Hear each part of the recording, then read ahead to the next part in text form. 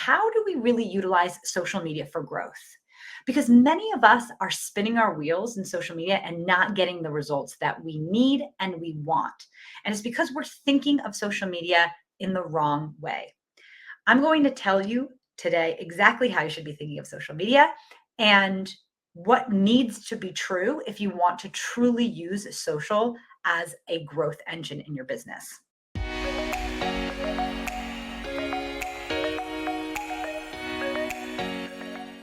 If you feel totally burnt out by social media, you are not alone. If you think that social media is taking up too much to your time, but you know the value it brings into your business, this episode's for you because I'm going to break down the exact ways you should be using social media for your business and exactly how you could maybe start relinquishing some of the stress and some of the responsibilities of social media, getting that off your plate so you can focus on the higher level strategy things in your business. Hi, I'm Victoria Hajar. You are listening to the Scalable Marketing Machine podcast, where we talk all things scale, growth, marketing, sales.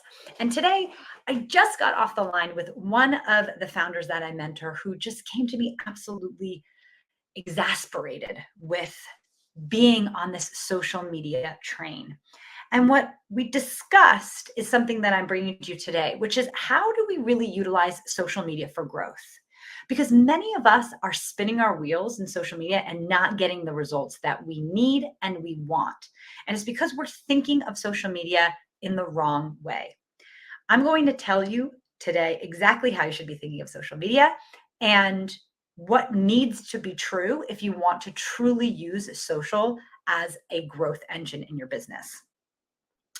So we're going to have some good news and some bad news here. Okay. So the good news is social media has never been more accessible to businesses of all sizes. If you play it right, you have incredible opportunities to reach hundreds of thousands or even millions of people, right, with your content and introduce them to your business. There is that opportunity there. But the problem is if you want to win in social media in today's climate, you have to take it seriously. And for many businesses, that means actually investing in really high quality content and really getting the right team to execute on your socials if you feel like that is not you. And sidebar, there are many founders that absolutely love social. They enjoy being on it. They're creative spirits, and they love sort of putting the puzzle pieces together about what content's going to pop off or not.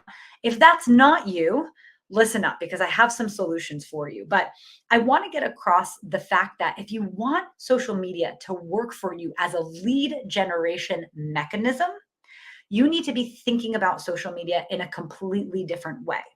So before I get into the mechanics of how you do that, I want to differentiate between two stages of your client journey, or how I call it the 24/7 marketing flywheel. There are 6 stages to your 24/7 marketing flywheel. Okay. The first one is the awareness phase. That's how are we reaching brand new people? How are we getting in front of new audience and new prospect each and every day, each and every month, right? But as you kind of journey through that flywheel, there is another stage called the nurture stage.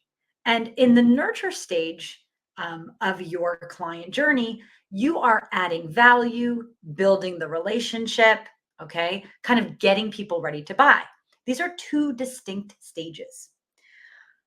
What's interesting is that social media can be utilized for each one of these stages, but they need to be done in the right way. Too many of us are utilizing social media in a way that is more indicative to the nurture stage, right? We're showing up, we're reminding people that we exist, we're adding value. That's the nurture phase. The problem with that kind of utilizing social media in that way and expecting it to be an awareness strategy is that if you're just kind of creating content, adding value, showing up, and you're nurturing your audience, you're not really getting in front of brand new people.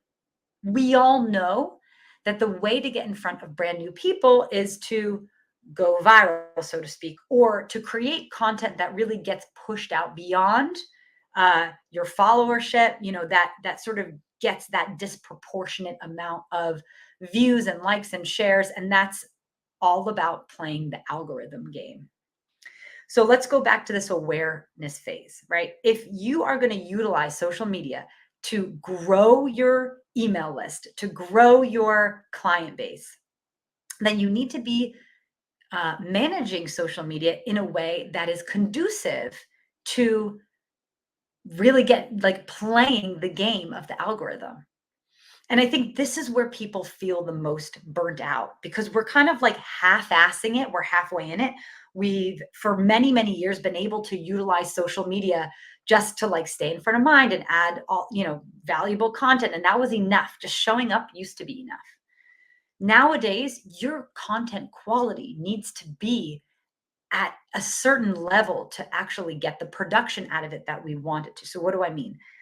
I mean, really paying attention to the types of content you're putting out and creating content in a way that is going to get served to more people, content that has potential to go viral. And that means understanding what trends are happening on social media, right? Either on or off social media, but like hopping on current events. That could be utilizing different things like trending social or doing the dances or whatever the darn thing that is getting a lot of response on social, whatever's happening. You're going to want to be creating content in that way. And many people roll their eyes. They don't want to be doing dances or whatever. But let me tell you, this is where you got to kind of get over yourself and say, hey, listen, there's this extraordinary opportunity to really reach like hundreds of thousands of people potentially for free. Why would we shy away from that as business owners? And of course, I'm specifically speaking of Instagram, right? If you are trying to grow your audience on LinkedIn, your strategy is going to be quite different. Or on YouTube, that again could be quite different. So you're going to want to, but this kind of lends itself to one of the really important pieces of advice. If you're going to want to utilize any of the social media platforms as an awareness strategy to drive those leads, well, then you better be focused on really learning what success looks like on that platform, like how to achieve success on that platform. And that's why if you have a limited budget or a limited team, that I really suggest just focusing in on one of those platforms first, understanding how to win on one platform before you kind of go and start, opening up other platforms, because that's just going to spread your resources, spread out your time, and you're just not going to be able to get traction as quickly. But most of us burn out on socials because we are on this kind of constant churning, this constant wheel of kind of just getting that content out and making sure to keep up with everything. And honestly, it is a lot, right? And if you don't have systems in place and you're batching content, or you have some support to be able to be scheduling stuff and really being active on the platform, it is a real challenge. And that's why I pose this question to you as the business owner of like, is it worth it? Right? Is it worth it? Because there are other awareness strategies that you could lean into, right? There's a couple ways that you can grow your audience and get in front of new prospects. You could be, of course, running ads, right? And many of us are utilizing ads, but we can kind of double down on getting better production out of our ads and better creative and really optimizing our ads more, right? But ads is a way to get in front of a new audience. Another way to get, but obviously it's costly. Another way to get in front of a new audience is by really looking at search. So optimizing search either for search engines, but also optimizing search for social platforms, right? Like YouTube, or even, optimizing the SEO, like the keywords on your TikTok posts, things like that. We're going to see as the years progress, and it's already happening now, but more and more people looking to social media for searching for recipes, answers to their questions, not going to Google first, but going straight to social media, right? And if you have a good solid SEO strategy, that in the long term is going to pay off. So ads, SEO. Third is leveraging other people's audiences, right? So we talked about social media. This is a leveraging other people's audiences play, because when you go viral, you're leveraging all of the users, right? The whole larger audience of that platform. You're using the user base that lives on those platforms to be able to get in front of them with your content. So we're leveraging that, right? But there's a lot of other ways to leverage other people's audiences. That could be through partnerships, right? Through influencer programs, even going to events or conferences. This is a way that you can get in front of your right fit client, right? While sort of jumping onto someone else's audience, right? Introducing yourself to an audience that exists through another means. And so when we look at ways that we can be growing our business, I want you to be really conscious, but really and understand what it takes to win, right? So with social media, this organic strategy, right? So we're not talking about ads, but if we want to win on social media, we need to put in the time, not just with getting stellar creative that has potential to go viral and potential to really reach wider audiences, but there's also operational things to consider on those platforms. Are we actually being social, right? Do we have someone dedicated to responding to comments, to adding comments to other people's posts, right?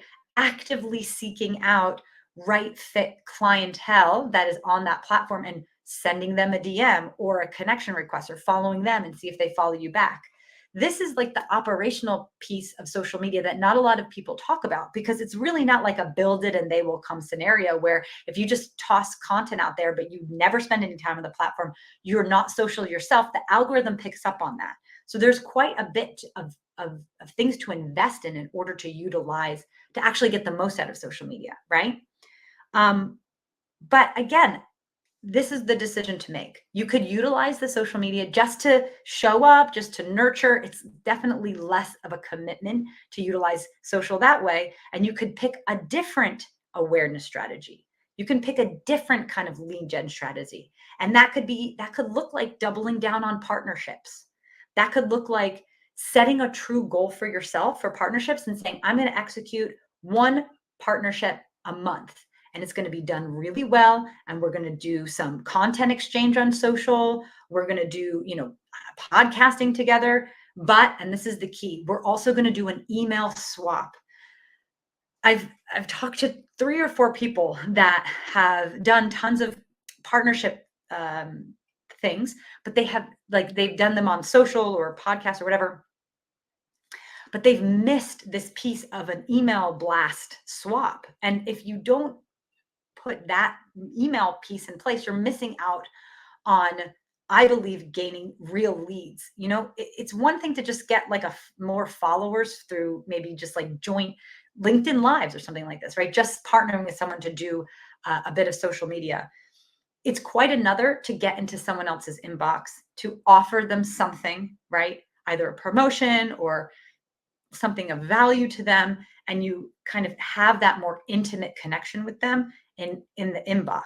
You don't have to be sharing your whole email list with your partners, but the idea is that if you're putting out thoughtful, good communication through an email swap with another partner, then in that intimate setting, you're going to gain some real interest through the audience that they already have, right? They'll get that from your list and you'll get that from them, their list.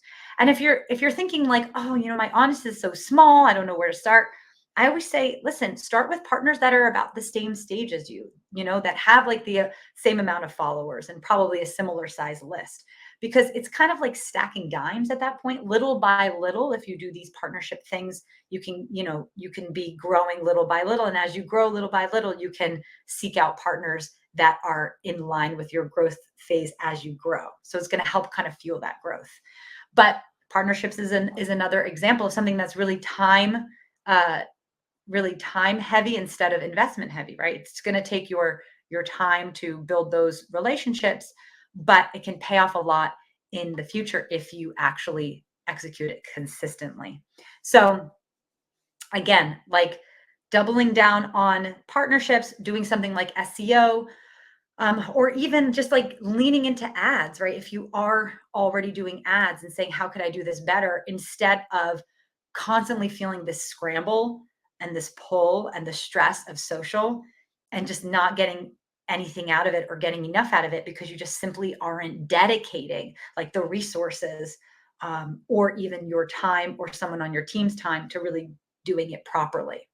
So I hope this is either your permission to kind of stop the rat race of social. If you're being honest with yourself and you know that you're not kind of utilizing it fully and really doing everything that needs to get done to get the most out of it. Or maybe this is kind of the fire under your butt to say either I'm going to, whatever, get off the pot, right? I'm either going to do it and go all in or not do it at all. And maybe that has you rise, gets you to rise to the occasion to maybe invest in getting some extra hands in to help, or at least just carving out some time in your calendar to really do it well. So I hope that was helpful for you. I hope that was interesting. If you have any other questions or something that you want me to address here on the podcast, I would love to hear from you. You can send me a DM on LinkedIn here where I love to hang out. I'm Victoria Hajar. I would love to hear from you. But if not, until then, I will see you on next week's episode of the Scalable Marketing Machine podcast. Thanks.